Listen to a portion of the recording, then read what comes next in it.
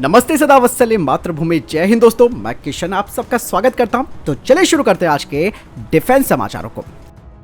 बढ़ते पहले defence update की तरफ, जो कि भारत की anti tank guided missile Helina और ध्रुवास्त्र को लेकर आ रही है। दोस्तों, रक्षा मंत्रालय के अधिकारियों ने कहा कि स्वदेशी रूप से विकसित helicopter launch anti tank guided missile Helina ने अपने सभी परीक्षण पूरे कर लिए। मिसाइल को एक इमेजिंग इंफ्रारेड सीकर के द्वारा गाइड किया जाता है, जो लॉन्च से पहले लॉक मोड में काम करता है और ये दुनिया की सबसे उन्नत एंटी टैंक हथियारों में से एक है। वहीं ध्रुवास्त्र नामक हेलिना हथियार प्रणाली का एक संस्करण भी भारतीय वायुसेना में शामिल किया जा रहा है। 2022 में दोस्तों डीआरडीओ ने हाई एल्टीट्यूड रेंज पर इसके फ्लाइट टेस्ट किए थे और इसका यूजर वैलिडेशन ट्रायल पूरा किया था। वहीं दोस्तों कहा जा रहा है कि नाग एटीजीएम ने भी अपने आवश्यक उड़ान और उपयोगकर्ता परीक्षणों को पूरा कर लिया है, जिसके बाद ये भारतीय सेना में शामिल होने को तैयार है। डीआरडीओ के मुताबिक नाग मिसाइल फायर एंड फॉरगेट और थर्ड जनरेशन की एटीजीएम है और इसकी ऑपरेशनल रेंज 4 किलोमीटर है और ये tandem high explosive anti tank warhead से लैस है।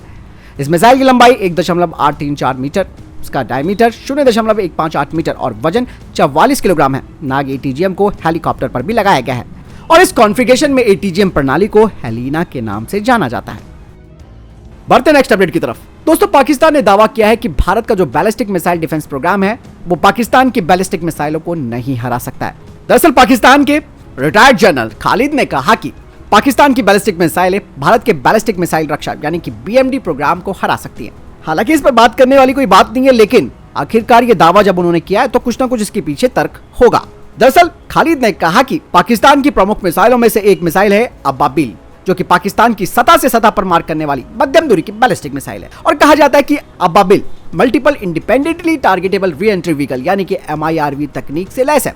MIRV दोस्तों एक ही मिसाइल को कई हथियार ले जाने में सक्षम बनाता है, जिसमें से कि प्रत्येक स्वतंत्र रूप से अलग अलग जगह को निशाना बनाने में सक्षम होती है। हालांकि अब्बाबिल की MIRV क्षमता की प्रभावशीलता को लेकर कई तरीके के सवाल भी उठाए जा रहे हैं, क्योंकि इसके लगातार असफल परीक्षण हुए और इसमें कई अनसुलझे तकनीकी मुद्दे हैं जो कि बहस का विषय बने हुए हैं। दरअसल पाकिस्तान की बस की बात नहीं है कि वो MIRV तकनीक को तैयार कर सके, क्योंकि यह दोस्तों एक चुनौतीपूर्ण काम है।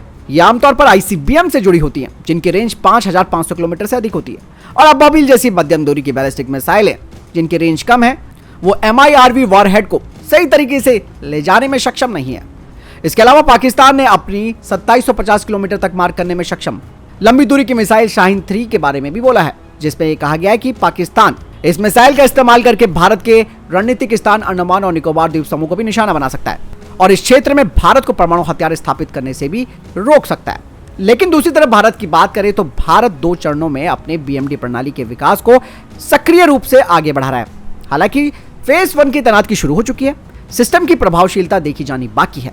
और दोस्तों BMD प्रणाली भी एक जटिल और विकसित होती हुई तकनीक है और इसकी प्रभावशीलता केवल एक मिसाइल की क्षमता से नहीं बल्कि सेंसर, इंटरसेप्टर और निर्णय लेने वाले तंत्र के नेटवर्क द्वारा निर्धारित होती है। भारत के BMD प्रोग्राम का लक्ष्य आने वाली बैलिस्टिक मिसाइल खतरों के खिलाफ एक स्तरीय सुरक्षा प्रदान करना है और इसका विकास अभी चल ही रहा है। यानी कि पाकिस्तान के दावे दोस्तों खोखले हैं जो केवल कागजों पर सही साबित हो सकते हैं। चलिए बढ़ते नेक्स्ट अपडेट की तरफ। दोस्तों, भारत सरकार के द्वारा 3 नए थिएटर कमांड के निर्माण की दिशा में आगे बढ़ने के साथ सैन्य मामलों का विभाग DMA अपनी साइबर और अंतरिक्ष युद्ध क्षमताओं को अधिक विस्तारित और उन्नत करने पर विचार करा है। और भारत सरकार ने दोस्तों इन डोमेन के खतरों से बचने और निपटने के लिए 5 साल पहले ही रक्षा साइबर एजेंसी सहित 2 एजेंसियों के निर्माण को मंजूरी दी थी और इन एजेंसियों का नेतृत्व सेना के मेजर जनरल रैंक के अधिकारी करते हैं। भारत सरकार की तरफ से कहा गया कि युद्ध में साइबर डोमेन के बढ़ते उपयोग के साथ, जैसे कि यूक्रेन में देखा जा सकता है, और हमारे अनुभवों के साथ DMA साइबर एजेंसी का विस्तार करने और चुनौतियों से निपटने के लिए और अधिक ताकत रखने की संभावनाएं तलाश रहा है। वहीं कुछ रिपोर्ट्स भी सामने आई है जिसमें कहा गया है कि डिफेंस, साइबर और स्पेस एजेंसियों के साथ बनाई गई नागरिक एजेंसियों ने भी पिछले कुछ वर्षों में अपनी क्षमताओं में भारी प्रगति की है। साथ ही रिपोर्ट में ये भी कहा गया है कि बढ़ती हुई वैश्विक गतिविधियों और इन डोमेन के तेजी से हथियारीकरण के साथ इन एजेंसियों की क्षमताओं का विस्तार और अपग्रेडेशन करने की जरूरत है और भारत की फोर्सेस इन एजेंसियों में स्थायी या फिर लॉन्ग टर्म साइबर और स्पेस स्पेशलिस्ट रखने पर विचार कर रही है, जो कि लंबी अवधि के लिए अपनी विशेषज्ञता का उपयोग करने में मदद कर सकते हैं। और कहा जा रहा है कि इस आवश्यकता को देखते हुए एजेंसियों को लेफ्टिनेंट जनरल रैंक अधिकारियों के अधीन रखा जा सकता है। बढ़ते नेक्स्ट अपडेट की तरफ। दोस्तों, भारतीय वायुसेना के ग्रुप कैप्टन संदीप देसाई ने साइबर फिजिकल सिस्टम और साइबर सुरक्षा के क्षेत्र में महत्वपूर्ण योगदान दिया है, जिसके लिए उन्हें 2 पेटेंट मिले हैं। भारतीय वायुसेना ने सैन्य क्षेत्र के भीतर सूचना और नेटवर्क सुरक्षा बढ़ाने के लिए एयरफोर्स के इस अधिकारी की विशेषज्ञता और समर्पण को मान्य कर दिया है। संदीप देसाई के पहले पेटेंट का नाम है framework of trust evaluation for a plurality of nodes deployed in wireless sensor networks, जो कि मनुष्य एक दूसरे पर विश्वास कैसे बनाते हैं इसके बराबर है। और इस पद्धति में दोस्तों डिजिटल कम्युनिकेशन नेटवर्क में इंक्रिप्शन में क्रांति लाने, नेटवर्क सुरक्षा को महत्वपूर्ण रूप से बढ़ाने और संवेदनशील सैन्य जानकारियों की सुरक्षा करने की क्षमता है। वहीं जो दूसरा पेटेंट है उसका टाइटल है a method of trust evaluation of a node by itself in any digital environment, जो कि किसी भी डिजिटल वातावरण में डिजिटल सिस्टम के चेतना यानी कि कॉन्शियस स्थापित करने के तरीकों को बदलने की क्षमता रखता है। और इस प्रकार भारतीय वायुसेना के डिजिटल बुनियादी ढांचे में लचीलापन और सेल्फ अवेयरनेस की एक परत जुड़ जाएगी। और ये जो सेल्फ इवैल्यूएटिंग क्षमताएं हैं वो साइबर घुसपैठ और हमलों के खिलाफ बड़ी हुई सुरक्षा प्रदान करेगी, जिससे संभावित खतरों के खिलाफ भारतीय वायुसेना की रक्षा मजबूत होगी। और इन दोनों पेटेंटों से दोस्तों भारतीय वायुसेना की जो सूचना और नेटवर्क सुरक्षा है वो मजबूत होगी और साइबर खतरों के खिलाफ देश की रक्षा को भी ये मजबूत करेंगे।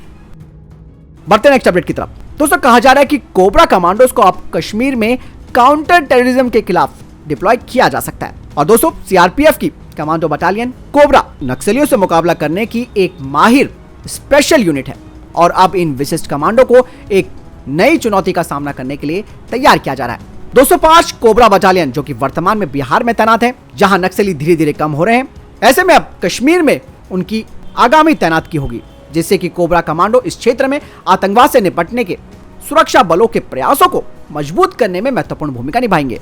अधिकारियों के मुताबिक कमांडो जम्मू कश्मीर में विभिन्न यूनिटों के तहत प्रशिक्षण प्राप्त कर रहे हैं। कश्मीर में कोबरा कमांडो को तैनात करने का एक प्रमुख लाभ जंगल युद्ध में उनकी दक्षता भी है, एक ऐसा कौशल जो उन्हें क्षेत्र में सक्रिय और अन्य बलों से अलग करता है। वे जो ज्ञान और अनुभव लेकर आते हैं वो चुनौतीपूर्ण इलाकों में नेविगेट करने और सटीकता के साथ ऑपरेशन को अंजाम देने में अमूल्य साबित हो सकते हैं। चलिए बढ़ते हैं नेक्स्ट अपडेट की तरफ। दोस्तों भारत का AMCA जो प्रोग्राम है वो अभी कैबिनेट कमेटी ऑन सिक्योरिटी की तरफ से उसे अभी मंजूरी मिलनी बाकी है।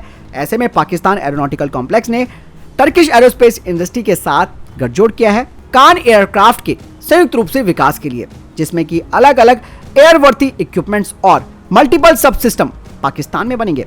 तुर्की का जो एक कान एयरक्राफ्ट है उसमें अजरबैजान और पाकिस्तान जुड़ चुके हैं और कहा जा रहा है कि अब इस स्टेल्थ एयरक्राफ्ट की पहली फ्लाइट दिसंबर 2023 में होगी। बढ़ते नेक्स्ट अपडेट की तरफ। दोस्तों भारत का डिपार्टमेंट ऑफ मिलिट्री अफेयर्स अब एक नए सिस्टम को बनाने पर काम कर रहा है, जिसके तहत जो समान यानी कि कॉमन वेपन सिस्टम और प्लेटफॉर्म्स हैं जैसे कि राफेल एयरक्राफ्ट, अपाचे हेलीकॉप्टर और पीडिएटर आर्म ड्रोन, इनकी मेंटेनेंस अब संयुक्त रूप से आर्म फोर्सेस कर पाएंगी, जिससे कि फ्लीट की जॉइंट मेंटेनेंस और स्पेयर इक्विपमेंट्स का जो मैनेजमेंट है वो बेहतर तरीके से हो पाएगा और इससे बचत भी होगी।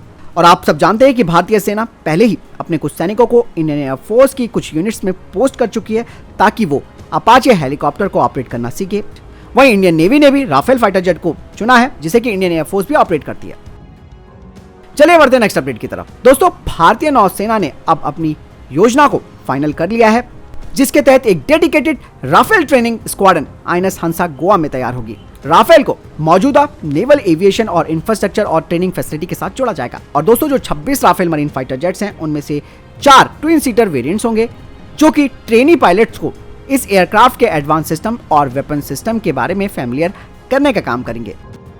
चलिए बढ़ते नेक्स्ट अपडेट की तरफ। दोस्तों भारतीय वायुसेना पहले अमेरिका के NASAMS को खरीदने पर विचार कर रही थी, लेकिन बाद में ये विचार छोड़ दिया गया क्योंकि ये काफी महंगा है। लेकिन अब इंडियन एयरफोर्स स्वदेशी विकल्प पर ध्यान दे रही है, जो कि देश की राजधानी के हाई वैल्यू जो एसेट्स हैं उनकी रक्षा कर सकेंगे। ऐसे में दोस्तों DRDO के द्वारा बनाया गया VLSR SAM एक बेहतर विकल्प बन गया है और DRDO अब मोबाइल डिफेंस लॉन्चर भी तैयार कर रहा है, जिसे कि ट्रक पर माउंट किया जा सकता है और इसका 3D सर्विलांस रडार अपनी बेहतर प्रदर्शन के साथ दुश्मनों के टारगेट को आसानी से ट्रैक कर सकता है। चलिए बढ़ते नेक्स्ट अपडेट की तरफ। दोस्तों भारतीय सेना को त्रिनेत्रा लॉइटरिंग म्यूनिशन की डिलीवरी के बाद अब प्राइवेट सेक्टर की firm Z motion autonomous system ने भारतीय सेना और भारतीय वायुसेना से बातचीत शुरू की है एक नए लॉइटरिंग म्यूनिशन के नए वेरिएंट को बनाने को लेकर, जो कि एक छोटे टर्बोजेट इंजन से संचालित होगा, जिसका थ्रस्ट रेंज 0.3 और 0.8 किलोन्यूटन के बीच होगा और ये अपने साथ बड़े एक्सप्लोजिव वॉरहेड ले जा सकता है। और इसका एनहांस propulsion सिस्टम इसकी रेंज को दोगुना करेगा और लगभग 30 किलोमीटर के आसपास। बढ़ते नेक्स्ट अपडेट की तरफ। दोस्तों भारतीय नौसेना का डोनियर मैरीटाइम एयरक्राफ्ट और भारतीय वायुसेना के C-130 ट्रांसपोर्ट एयरक्राफ्ट ने एक ऐतिहासिक यात्रा की है ऑस्ट्रेलिया के कोको आइसलैंड की, जो कि एक पोटेंशियल मिलिट्री बेस है। और ये खबर तब सामने आई है जब दोनों ही देशों के नेताओं ने मैरीटाइम सिक्योरिटी कोऑपरेशन को इंडो पैसिफिक रीजन में बढ़ाने को लेकर चर्चा की है। तो फिलहाल दोस्तों ये थे अभी तक के टॉप डिफेंस और स्पेस अपडेट्स। वीडियो के सामने कोई प्रश्न जवाब आपका कोई सवाल है कमेंट सेक्शन में लिखकर जरूर पूछ सकते हैं। मिलता हूं नए वीडियो के साथ, चैनल जरूर सब्सक्राइब कीजिएगा। जय हिंद, वंदे मातरम।